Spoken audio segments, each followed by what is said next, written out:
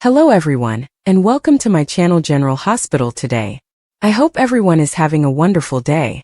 Before we begin, please hit the subscribe button and give this video a thumbs up.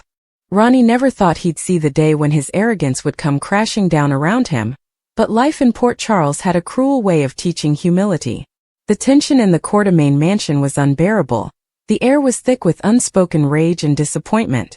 Tracy Quartermain stood tall, arms crossed, her eyes blazing with fury. Jason Morgan, silent but visibly simmering, loomed just behind her, his expression unreadable but dangerous. Ronnie's heart pounded as he realized there was no escaping this confrontation. "You lied," Tracy spat out, her voice slicing through the silence like a blade. "You lied to me, to this family, and you dragged Jason into your mess. You thought you could play games with Quartermains? Think again." Ronnie tried to speak, but his throat was dry, his confidence evaporating. Jason's stare was unflinching, cold as ice, and Ronnie knew one wrong word could seal his fate. "I didn't mean for things to get this far," Ronnie stammered, his voice shaking. "I was trying to protect everyone, I swear." Jason cut him off sharply. "Protect?" he repeated, taking a step forward, his tone low but deadly. "You call stealing from ELQ and lying to Tracy protection? You're lucky you're still standing, Ronnie. If this were my world, you'd already be done." Tracy lifted her chin, glaring at Ronnie with disgust. "You thought you could manipulate me? I've dealt with far worse men than you. You underestimated me, and that was your first mistake." Ronnie could feel the heat of humiliation burning in his chest. Every ounce of bravado he once carried had vanished, replaced with regret and fear. Jason's presence was enough to make anyone second-guess their life choices, and Ronnie was no exception. He took a shaky step backward, his voice cracking as he said, "Jason, please. I didn't steal the money for myself. I was blackmailed. I didn't have a choice." Tracy's eyes narrowed. "Oh, the famous 'I was blackmailed' excuse. How original." Jason crossed his arms, silent for a moment before saying, "Who?" Ronnie hesitated, looking from Jason to Tracy, then back again. "You don't understand," he muttered. "If I say the name, I'm dead." Jason's voice dropped even lower. "You'll be dead if you don't," he warned. Ronnie swallowed hard, his hands trembling. He'd heard stories about Jason's calm demeanor hiding a lethal edge, and right now that calm was more terrifying than any outburst. The room felt smaller by the second. Tracy took a deep breath, her anger now tempered by cold precision. "You will tell us everything," she said firmly. "Because you don't get to betray this family and walk away. You will own up to every lie, every scheme, every dirty trick you pulled." Ronnie's knees felt weak, and for a fleeting moment he thought about running. But Jason's steely gaze pinned him in place. "Don't even think about it," Jason murmured, reading his mind. Ronnie's breath came out unevenly as the reality of the situation sank in. He was cornered, exposed, and powerless. Tracy turned away for a moment, pacing the floor, her heels clicking against the marble like a metronome of fury. "I brought you into this family's business because I believed in you," she said, her voice trembling with restrained emotion. "I defended you when others said you couldn't be trusted. And this is how you repay me? You think you can destroy what Edward built? Not on my watch." Jason's jaw tightened, his blue eyes flickering with anger. "Tracy, let me handle this," he said quietly. But Tracy shook her head. "No, Jason. He needs to understand what he's done to this family. He needs to see the damage." Ronnie finally broke, dropping to his knees in front of them both. The sound of it echoed through the room, and Tracy froze mid-step. "Please," he choked out. "I'm sorry, Tracy. I'm sorry, Jason. I was wrong. I messed up. I didn't mean for it to go this far." His voice cracked with desperation, tears forming in his eyes. Jason's expression didn't soften, but he looked down at Ronnie with a mix of anger and disbelief. "You think sorry fixes this?" he asked, his tone harsh but steady. "You've put people in danger, Ronnie. You nearly got someone killed." Tracy's fury began to tremble into something darker. Disappointment. She looked at Ronnie kneeling there, and for the first time she saw a man stripped of pride, completely undone. "You wanted to play with power, Ronnie," she said bitterly. "Now you're learning the price." Ronnie lifted his head, tears streaking down his face. "I'll make it right. I'll tell you everything." Just don't ruin me, Tracy. Don't let Jason hand me over to the cops. Jason glanced at Tracy, his voice flat. He's lucky I don't drag him to Sunny myself. Tracy gave a sharp look that silenced him for a moment. Not yet, she said. Let's hear what he has to say. Ronnie nodded quickly, desperate to grasp at the tiny thread of mercy she offered. It was Mason, he said finally, his words shaking. He came to me months ago. Said if I didn't move money out of ELQ accounts for him, he'd expose me for things I did years ago. I didn't think he'd actually go this far. I thought I could fix it before anyone found out. Jason clenched his fists. Mason Gatlin? He repeated, his tone deadly calm. You let Mason blackmail you and drag the Quartermains into it? Ronnie nodded miserably. I didn't have a choice. Tracy shook her head, her voice cutting through the air like ice. You always have a choice, Ronnie. You chose wrong. Jason stepped forward, towering over Ronnie. You're going to take me to him, he said in a low, commanding tone. Ronnie's eyes widened. Jason, please, he's dangerous. Jason's expression didn't change. So am I. Tracy crossed her arms again, watching as Jason's control reasserted itself. You're going to help clean up this mess, Ronnie, she said. And when you're done, you're going to disappear from Port Charles. Because if I ever see you near this family again, you won't get another chance to beg. Ronnie nodded frantically, his voice hoarse. Yes, ma'am. I'll fix it. I'll make this right. Jason leaned closer, his voice a low growl. You better. Because if you don't, I'll finish what Mason started. Ronnie swallowed hard, nodding again, knowing Jason wasn't bluffing. He could feel the weight of both their fury pressing down on him, and it was suffocating. For a long moment no one spoke. The only sound was the faint ticking of the grandfather clock in the corner. Tracy finally turned away, walking toward the window, her reflection hard and cold in the glass. You disgust me, she said quietly. You could have come to me. You could have told me what was happening. Instead you lied. You stole. And now you've made us targets. Ronnie's sobs filled the silence. I thought I could handle it alone, he whispered. Jason shook his head slowly. You never could, he said simply. Tracy turned back, her composure slowly returning as her anger settled into something more dangerous. Resolve. Jason, she said firmly. Take him to the PCPD. Let him tell them what he told us. And then make sure Mason knows that if he ever comes near ELQ again, he'll regret it. Jason nodded slightly. I'll handle it. He looked down at Ronnie, who still knelt trembling on the floor. Get up, he ordered. Ronnie hesitated, then pushed himself up, his legs weak and unsteady. Jason grabbed his arm roughly, forcing him to stand straight. You're going to tell the truth this time, Jason warned. The opulent living room of the Quartermain mansion, a space usually reserved for orchestrated displays of wealth and familial power, had become a crucible of raw, unvarnished human emotion. The very air felt thick and heavy, saturated with the ghosts of past betrayals and the sharp, metallic taste of present reckoning. It was a stage set for a confrontation years in the making, a moment where the carefully constructed walls of lies were finally crumbling to dust. Jason Morgan stood near the grand fireplace, his posture the same unyielding line it always was, but the energy radiating from him was different. It wasn't the controlled, focused calm of the enforcer, the man who dealt in cold, hard facts and necessary violence. This was a deeper, more primal stillness, the quiet of a gathering storm. His blue eyes, usually so devoid of readable emotion, were fixed on the man in the center of the room with an intensity that could have cut diamond.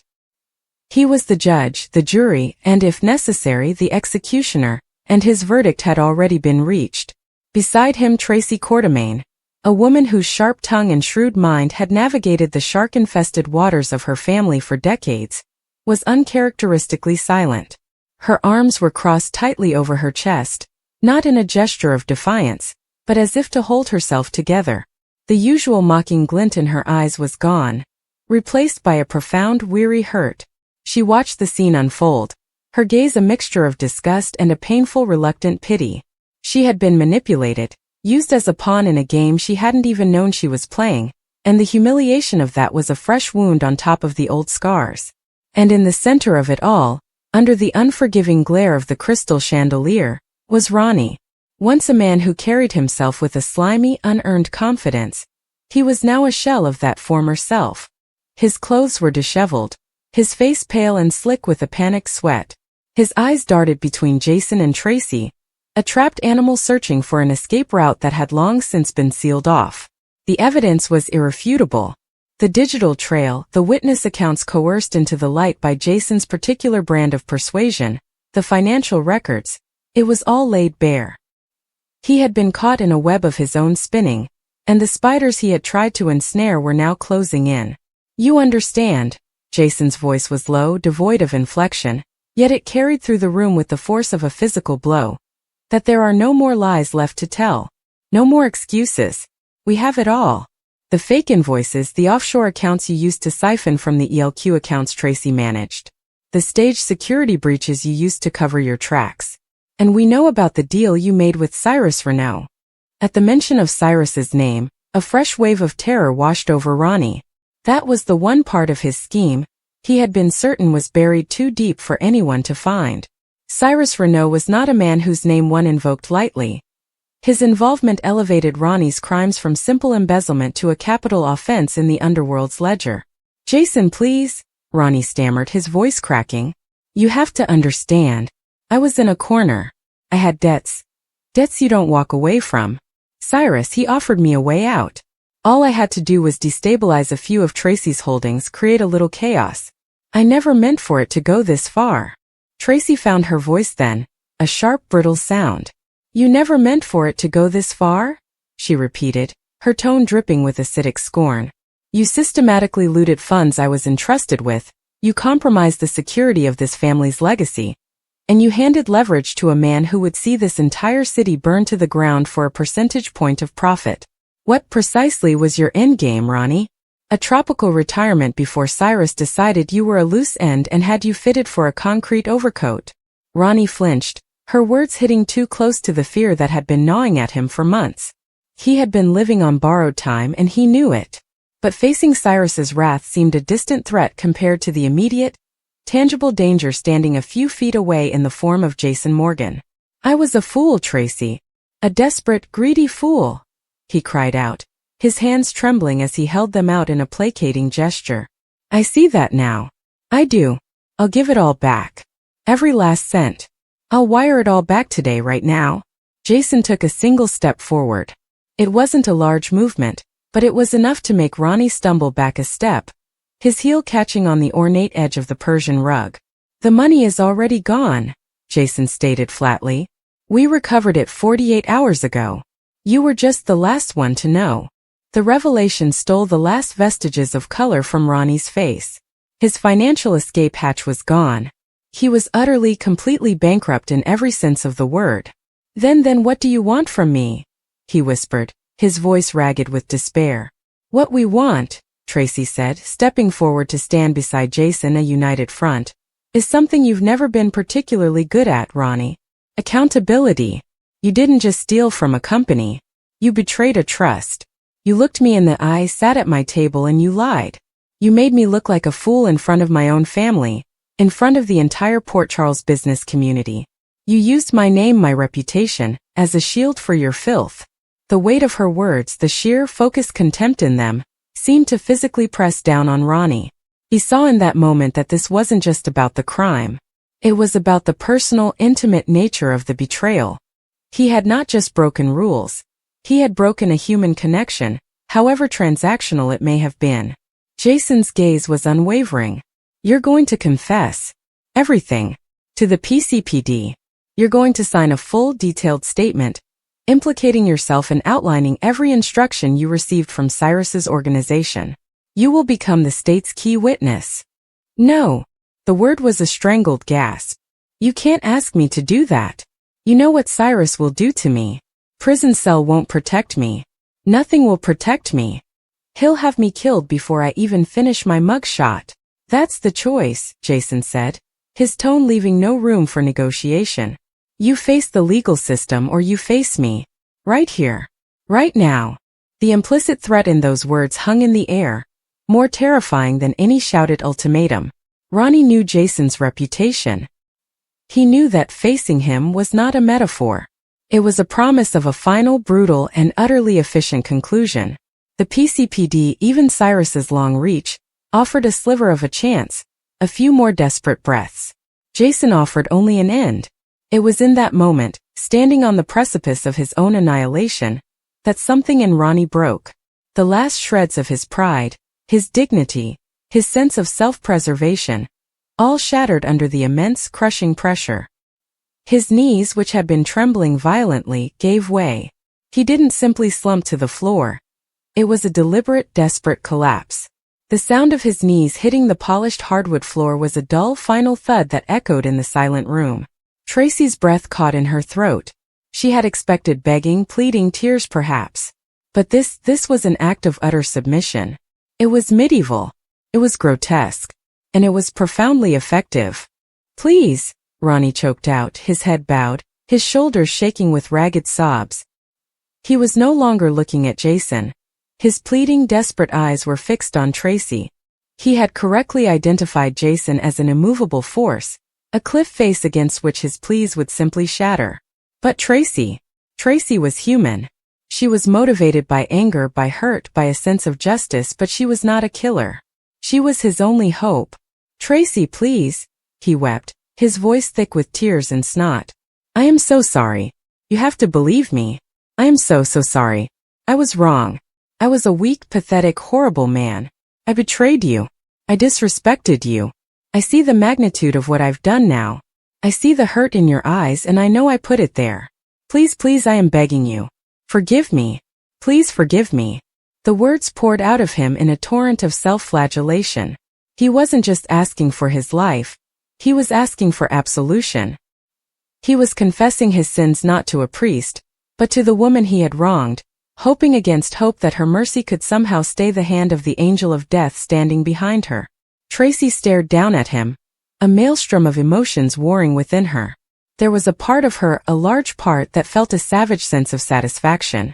Seeing this man who had arrogantly believed he could outsmart her brought so low, reduced to a weeping puddle on her floor, was a potent form of vengeance. Yet another part of her, the part that had been raised with a certain code of conduct, no matter how frayed, was deeply uncomfortable. This was too raw, too real. It was a spectacle of degradation that left a bitter taste in her mouth. Ronnie, seeing her hesitation, pressed his advantage, if it could be called that. He reached out a trembling hand, not to touch her, but in a gesture of supplication. "I'm nothing," he sobbed. "I'm less than nothing. I know that. You are 10 times the person I could ever hope to be. You are strong and smart, and I was a fool to ever think I could get one over on you. Please, Tracy. Have mercy. Please don't let him end me. I'll do anything. I'll confess. I'll go to the police. I'll wear a wire. Anything you want. Just please. Forgive me. Give me a chance to make this right." The word forgiveness hung in the air. It was a word that had little currency in the world Jason and Tracy often inhabited. Forgiveness was a luxury, a vulnerability. Yet here it was being begged for with a life as the stake. Jason watched the scene, his expression unchanging. He had given the ultimatum. The choice of how this proceeded now rested, unexpectedly, with Tracy. He would follow her lead. This was, in many ways, her justice to dispense. Tracy took a deep, shaky breath. The anger was still there, a hot coal in her gut. The betrayal would leave a permanent scar. But as she looked at the broken man groveling at her feet, she realized that killing him or handing him over to be killed wouldn't erase the hurt. It might even compound it, turning her into something she didn't want to be. There was, she understood, a power far greater than vengeance. It was the power to grant a stay of execution. It was the power to be the one who decided whether a person lived or died, not out of rage but out of a calculated, almost regal form of mercy. She slowly uncrossed her arms, her posture straightening, regaining its courtemane authority. She looked down at Ronnie, her gaze no longer one of a wounded victim, but of a sovereign pronouncing a decree. "Get up," she said, her voice cold and clear, cutting through his sobs. Ronnie flinched, looking up at her with red-rimmed, terrified eyes. He didn't move, frozen in his posture of supplication. "I said, get up," Tracy repeated, her tone leaving no room for disobedience. I will not have you staining my rug with your tears. Slowly, unsteadily, Ronnie pushed himself to his feet. He stood before her, swaying slightly, unable to meet her gaze for more than a second before his eyes dropped back to the floor in shame. The contrast was stark. Tracy, composed and formidable, and Ronnie, a shattered, pathetic figure.